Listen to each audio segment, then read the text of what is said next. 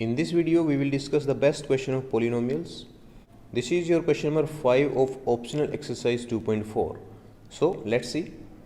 If the polynomial x raised to the power of 4 minus 6x raised to the power of 3 plus 16x raised to the power of 2 minus 25x plus 10 is divided by another polynomial x square minus 2x plus k, the remainder comes out to be x plus a. Then find k and a.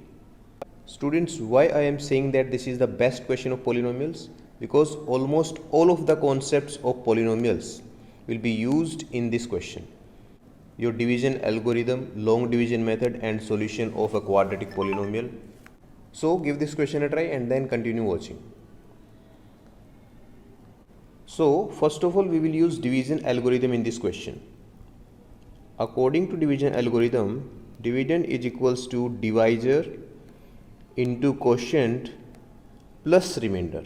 This is your division algorithm.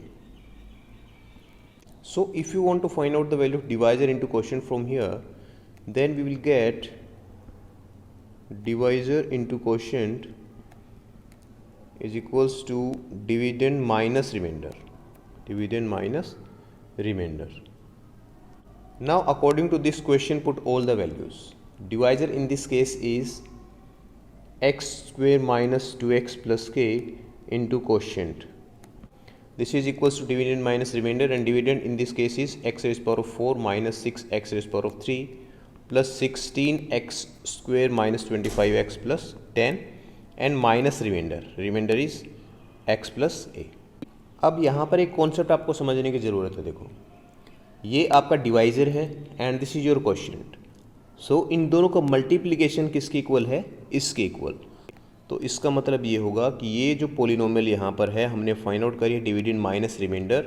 This polynomial is completely divisible by this divisor. Okay, so अब हम यहाँ पर x raise power of 4 minus 6x raise power of 3 plus 16x raise power of 2 and minus 25 and minus x gives us minus 26x plus 10 and minus a.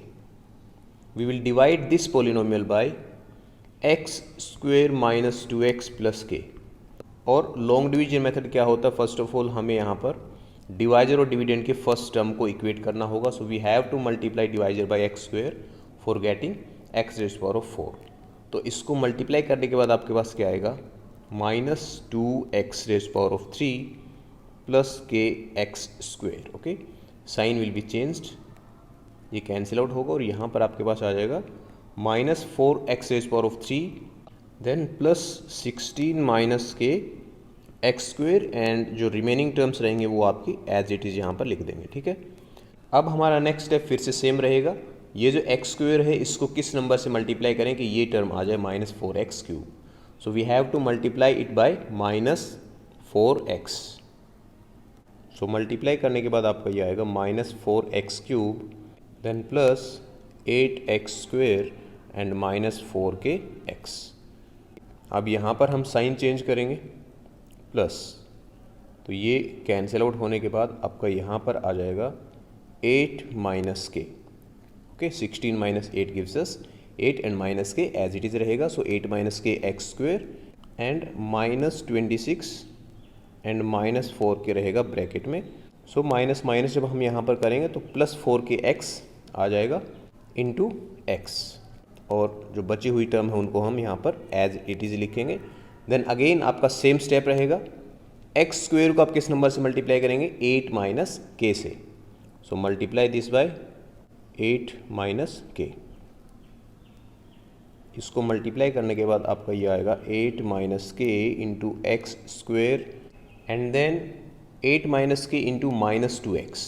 तो यहाँ से आपके पास आ जाएगा minus 16 minus 2k into x and plus k को 8 minus k से जब मल्टीप्लाई करेंगे तो ये आपके पास आएगा 8k minus k square. Signs will be changed.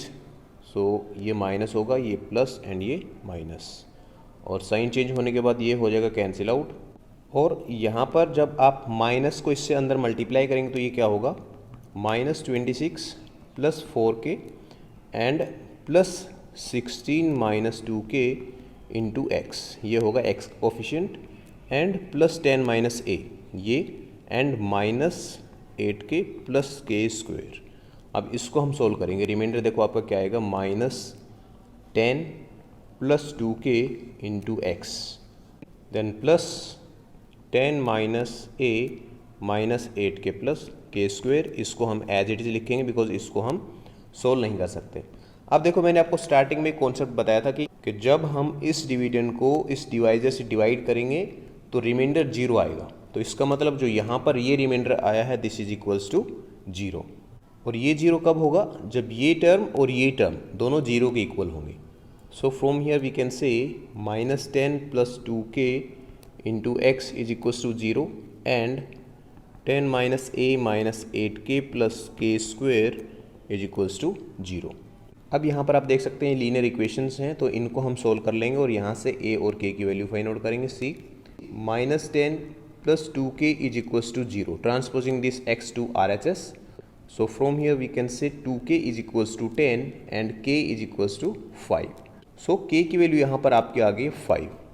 अब इस k की वैल्यू यहाँ पुट करेंगे हम इस इक्वेशन में सेकंड में and we will find out the value of a। देखो 10 minus a minus 8 into 5 40 and plus k square means 5 square 25 is equals to 0।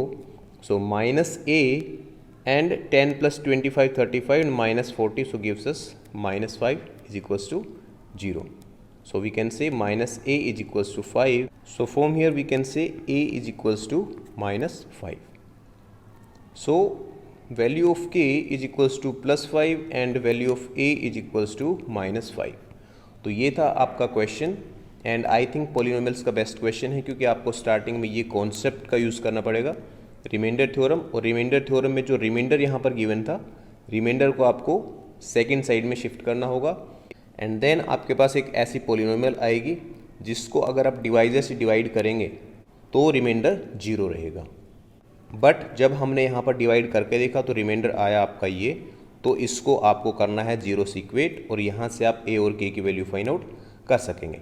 अब देखो जो ऊपर मैंने आपको बताया डिवीजन एल्गोरिदम में कि रिमाइंडर को अगर दूसरी साइड में शिफ्ट कर देंगे तो divisor will divide that number completely.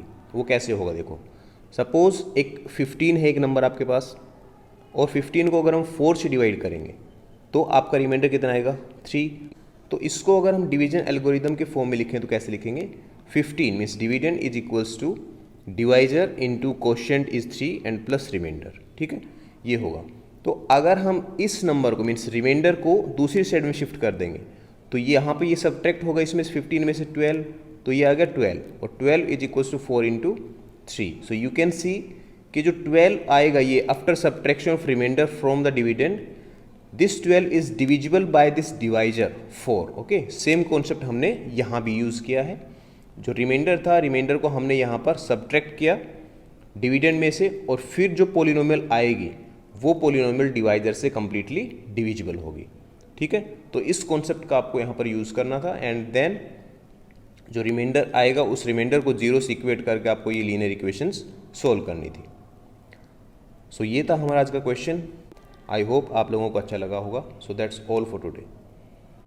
C you all in our next video. Thank you.